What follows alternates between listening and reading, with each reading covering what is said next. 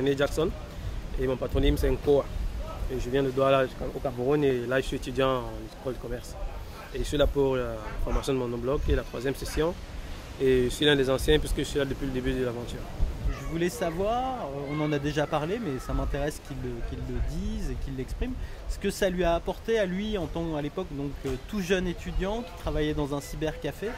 Qu'est-ce que ça lui a apporté? Qu'est-ce que ça lui apporte au quotidien de tenir un blog depuis 4 ans?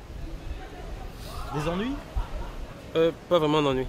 Je suis dans un pays où on a une certaine liberté, du moins au niveau d'Internet, parce que c'est un pays qui n'est pas comme d'autres pays où on met beaucoup de surveillance sur ce qui se passe sur Internet. Mais ça m'a apporté beaucoup de choses. Déjà, ça m'a permis de beaucoup voyager, en très peu de temps surtout, et de rencontrer des personnes vraiment extraordinaires comme celui qui est à côté de moi.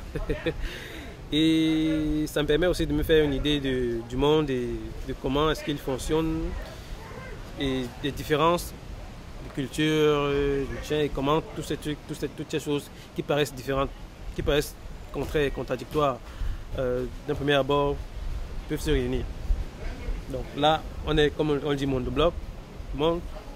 blog, mais tout ça c'est en une seule chose, en un seul espace, dans une seule communauté, où tout le monde partage, tout le monde se raconte ses expériences et où finalement je parviens à connaître ce qui se passe dans l'île Christmas, par exemple, en Australie.